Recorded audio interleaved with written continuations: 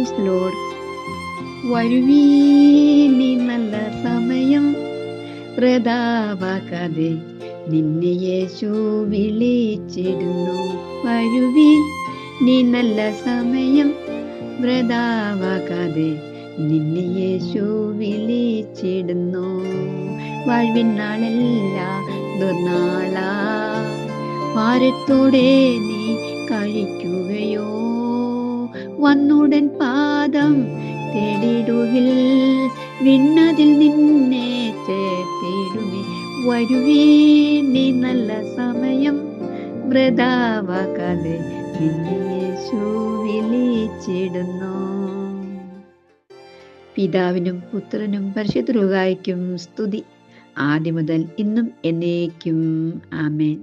Hallelujah. ദൈവകൃപയാൽ കൃപാ നൗക YouTube ചാനലിലൂടെ ജീവനുള്ളതും ജീവിപ്പിക്കുന്നതുമായ ജീവന്റെ വചനം ശ്രവിക്കുന്ന എല്ലാവർക്കും നമ്മെ ശ്രദ്ധിക്കുന്നവനായ പൊന്നേശുവിന്റെ നിസ്തുല്യ നാമത്തിൽ സ്നേഹവന്ദനം അറിയിക്കട്ടെ. എല്ലാവരും സന്തോഷവുമായി സുഖമായിരിക്കുന്നല്ലോ. ദുഃഖങ്ങളിൽ സമാധാനവും ശാന്തിയും സൗഖ്യവും അയച്ചു തരുന്ന കർത്താവ് നമുക്കൊരു വാക്ക് തന്നിട്ടുണ്ട്. ഞാൻ നിങ്ങളുടെ പിന്മാറ്റത്തെ ചികിത്സിച്ച് സുഖപ്പെടുത്താമെന്ന്. ആ ദൈവത്തിൻ്റെ ജീവനുള്ള വചനമാണ് നാം ഇന്ന് പങ്കുവയ്ക്കാനായിട്ട് ആഗ്രഹിക്കുന്നത്. ഏവരും സന്തോഷമായിരിക്കട്ടെ. എല്ലാവർക്കും ഒരിക്കൽ കൂടെ സ്നേഹത്തിൻ്റെ ഊഷ്മളമായ സ്നേഹം പങ്കുവെക്കുന്നു. മറഞ്ഞു പോകാത്ത സ്നേഹം, മാഞ്ഞു പോകാത്ത സ്നേഹം, നിത്യസ്നേഹം ആ യേശു ക്രിസ്തുവിൻ്റെ ജീവനുള്ള വചനത്തിലൂടെ നമുക്കൊന്ന് യാത്ര തുടരാം. ഇന്ന് നമുക്ക് ഒരുമിച്ച് പങ്കുവയ്ക്കുവാൻ ആഗ്രഹിക്കുന്ന തിരുവചനം വിശുദ്ധ ലൂക്കോസിന്റെ സുവിശേഷം 8-ാം അധ്യായം 1 മുതൽ 3 വരെയുള്ള തിരുവചനമാണ്. എന്തെന്നല്ലേ, യേശുവിനെ ശുശ്രൂഷിച്ച സ്ത്രീകൾ. ഹല്ലേലൂയ. ഇന്നത്തെ നമ്മുടെ ചിന്താ വിഷയമാണ്. അതെ, നമുക്ക് ഈ വരികളിലൂടെ ഒന്ന് സഞ്ചരിക്കാം. അനന്തരം അവൻ ദൈവരാജ്യം പ്രസംഗിച്ചും സുവിശേഷിച്ചും കൊണ്ട് പട്ടണം തോറും സഞ്ചരിച്ചു. അവനോടുകൂടെ 12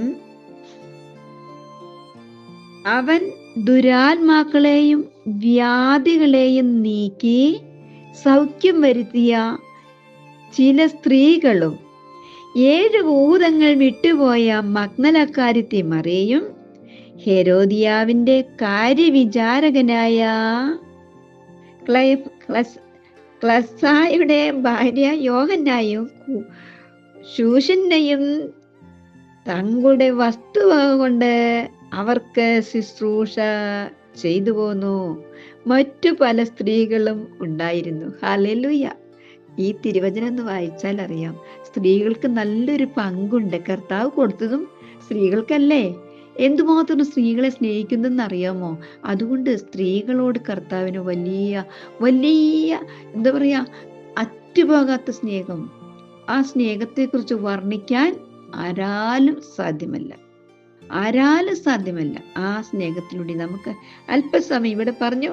അതിൽ നോക്കിക്കേ, അവിടെ 7 ഭൂതങ്ങൾ വിട്ടുപോയ മഗ്ദലക്കാരത്തി മറിയാണ് ഏറ്റവും ആദ്യം കല്ലറയിലേക്ക് ഓടിച്ചത് നമുക്ക് കാണാനായിട്ട് സാധിക്കുന്നു. ദൈവത്തിന്റെ മഹത്വമുള്ള നാമം നമുക്കൊന്ന് വർണ്ണിക്കുവാൻ, കീർത്തിക്കുവാനും പുകഴ്ത്തുവാനും പരിശുദ്ധമായ സഭയിലെ അതെ ആ ശിഷ്യന്മാരോട് ഒരുമിച്ച് വേല ചെയ്ത് ശുശ്രൂഷിച്ചു പോന്ന സ്ത്രീകളെ കുറിച്ചാണ് നാം ഇവിടെ കേട്ടത്. ആയതിനാൽ ദൈവത്തിന്റെ ജീവനുള്ള വചനത്തിലൂടെ ഒന്നുകൂടി നമുക്ക് നോക്കാം. യിരെമ്യാ പ്രവചനം 9-ാം അധ്യായം അതിന്റെ 19-ാം തിരുവചനം നമ്മെ വിളിച്ചു പറയുകയാണ്. സിയോനിൽ നിന്ന് ഒരു വിലാപം കേൾക്കുന്നു, നാം എത്ര ശൂന്യമായിരിക്കുന്നു, നാം ആദ്യന്തം നാണിച്ചിരിക്കുന്നു, നാം ദേശത്തെ വിട്ടുപോയല്ലോ, നമ്മുടെ നിവാസങ്ങളെ അവർ തള്ളിയിട്ട് കളഞ്ഞിരിക്കുന്നു. എന്നാൽ സ്ത്രീകളെ, യഹോവയുടെ വചനം കേൾപ്പീൻ, നിങ്ങളുടെ ചെവി അവന്റെ വായിലെ വചനം ശ്രദ്ധിക്കട്ടെ. ഹല്ലേലൂയ. നോക്കിക്കേ, എത്ര വ്യക്തമായി ശക്തമായിട്ടാണ് നമ്മോട് ദൈവം സംസാരിക്കുന്നത്. അവൻ്റെ വായിലെ വചനങ്ങൾ, തിരുവചനങ്ങൾ നമുക്ക് തരുമ്പോൾ, ജീവിക്കുന്ന വചനം ഇന്നും ജീവിക്കുന്നുവെന്ന് ജീവിതത്തിൽ അനുഭവിച്ചറിഞ്ഞ് അവൻ്റെ വചനം കണ്ടെത്തി ഭക്ഷിച്ചതുകൊണ്ട്, അതെ, അവൻ സൗഖ്യം തന്നത് രുചിച്ചറിഞ്ഞ് തിരിച്ചറിഞ്ഞവരാണ്. ഈ സ്ത്രീകളെ കുറിച്ച് ലൂക്കോസിന്റെ സുവിശേഷം പറയുകയാണ്, ദുരാത്മാക്കളെയും വ്യാധികളെയും നീക്കി സൗഖ്യം വരുത്തിയ ചില സ്ത്രീകളും. ഹല്ലേലൂയ. അതെ, ദൈവത്തിനോട് പറ്റിച്ചേർന്നിരിക്കുവാൻ, അവരെ കഷ്ടപ്പാട്, രോഗം, നിന്ന, കഷ്ടം, പരിഹാസം എല്ലാവർക്കും ഏറ്റവും കർത്താവിനോട് എടുക്കാൻ, അവന്റെ ചട്ടങ്ങളെ പഠിക്കുവാൻ, അവനോട് പുണർന്നിരിപ്പാൻ, പറ്റിച്ചേർന്ന് നടപ്പാൻ അവർക്ക് ദൈവം കൃപ കൊടുത്തു, തന്നു, അനുഭവിച്ചു. നാമും അപ്രകാരം തന്നെ ആകുവാൻ ഈ കാലഘട്ടത്തിൽ നമുക്ക് ആവശ്യമാണ്. അതുകൊണ്ടാണ് ഇവിടെ പറഞ്ഞിരിക്കുന്നത്, ചിന്തയില്ലാത്ത പെണ്ണുങ്ങളെ. യെശയ്യാപ്രവചനം 35-ാം അധ്യായം അതിന്റെ 9-ാം തിരുവചനത്തിൽ ഇങ്ങനെ കാണാം, സ്വൈരമായിരിക്കുന്ന സ്ത്രീകളെ എഴുന്നേറ്റ് എൻ്റെ വാക്ക് കേൾപ്പീൻ, ചിന്തയില്ലാത്ത പെണ്ണുങ്ങളെ എൻ്റെ വചനം ശ്രദ്ധിപ്പീൻ. ചിന്തയില്ലാത്ത പെണ്ണുങ്ങളെ, ഒരാണ്ടും കുറെ നാളും കഴിയുമ്പോൾ നിങ്ങൾ നടുങ്ങിപ്പോകും. ഇന്നും നടുങ്ങിക്കൊണ്ടിരിക്കുകയല്ലേ നാം ഓരോരുത്തരും? നമ്മിലേക്കൊന്ന് തിരിഞ്ഞു നോക്കുവാൻ ഈ കാലഘട്ടം നമ്മോട് ദൈവത്തിൻ്റെ വചനം വിളിച്ചു പറയുകയാണ്. കർത്താവിനോട് പറ്റിച്ചേർന്നിരിപ്പാൻ നോക്കുമ്പോൾ കർത്താവിൻ്റെ വചനം നമ്മോട് പറഞ്ഞത് എന്താണെന്ന് അറിയണ്ടേ? മീകാ പ്രവചനം നാം ആഗ്രഹിക്കുന്നതും നാം കൊതിയോടെ ദൈവത്തിൻ്റെ സന്നിധിയിൽ താണിരിക്കാൻ തക്കോണം ആഗ്രഹിക്കുന്ന തിരുവചനമാണ്. മീകാ 6:9 പറയുക, മനുഷ്യ, നല്ലത് എന്ത് എന്ന് അവൻ നിനക്ക് കാണിച്ചു തന്നിരിക്കുന്നു. ന്യായം പ്രവർത്തിപ്പാനും ദയാ തൽപരനായിരിക്കാനും നിന്റെ ദൈവത്തിന്റെ സന്നിധിയിൽ താഴ്മയോടെ നടപ്പാനും അല്ലാതെ എന്താകുന്നു യഹോവ നിന്നോട് ചോദിക്കുന്നത്? അവിടെ പറയുകയാണ്, അതെ, കർത്താവിന്റെ തിരുസന്നിധിയിൽ ന്യായം പ്രവർത്തിപ്പാൻ, ദയാ തൽപരരായിരിക്കാനാണ് കർത്താവ് ആഗ്രഹിക്കുന്നത്. നിന്റെ ദൈവത്തിന്റെ സന്നിധിയിൽ താഴ്മയോടെ നടപ്പാനും അല്ലാതെ എന്താകുന്നു യഹോവ ചോദിക്കുന്നത്? താഴ്ത്തി കൊടുത്ത പരിശുദ്ധ അമ്മയെ പോലെ നമുക്കൊന്ന് താഴ്ത്തി കൊടുക്കാൻ എന്നാ സാധിക്കുക അല്ലേ?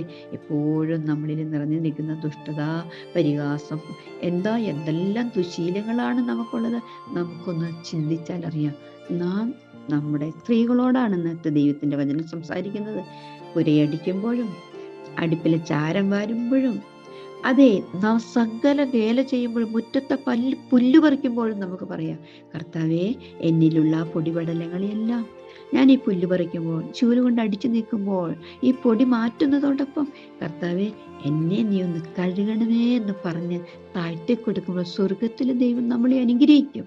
ആ ദൈവത്തിൻ്റെ മാധുര്യമേറിയ വചനം നമുക്ക് തരും, നടക്കേണ്ടെന്ന വഴി പഠിപ്പിച്ചു തരും. തന്നതുകൊണ്ടാണ് ദൈവത്തിൻ്റെ സ്നേഹത്തിൻ്റെ മാധുര്യം വിളിച്ചു പറയുന്നത്. അത് പ്രതികൂലങ്ങളെ നമുക്ക് അനുകൂലമാക്കി തരുന്ന ദൈവം. പ്രതികൂലങ്ങൾ ഏറെ എന്നാൽ അനുകൂലമായി കർത്താവ് നമ്മോട് കൂടെയുണ്ടെന്ന് ഉറക്കെ പ്രഖ്യാപിക്കുവാൻ, കർത്താവിനെ കീർത്തിക്കുവാൻ, പുകഴ്ത്തുവാൻ ദൈവം നമ്മെ സഹായിക്കും. എല്ലാവരോടും അതേ സ്നേഹാന്വേഷണം, മറഞ്ഞു പോകാത്ത, നീങ്ങിപ്പോകാത്ത നിത്യസ്നേഹത്തിൽ നമുക്ക് അലിഞ്ഞു ചേരാം. യേശു ക്രിസ്തുവിൽ ഒന്നായി വളരാൻ നമുക്ക് മുന്നേറാം. ദൈവം നമ്മെ അനുഗ്രഹിക്കട്ടെ. ഹല്ലേലൂയ, ആമേൻ. കർത്താവേ, എല്ലാവരെയും അനുഗ്രഹിച്ച് ആശീർവദിക്കണമേ. ഞങ്ങളുടെ ദേശം, ഞങ്ങളുടെ ഇടവക, ഞങ്ങളുടെ ഭവനങ്ങളെല്ലാം അനുഗ്രഹമായി തീരുവാൻ ഇടയാക്കണമേ. ആമേൻ, ആമേൻ, ആമേൻ.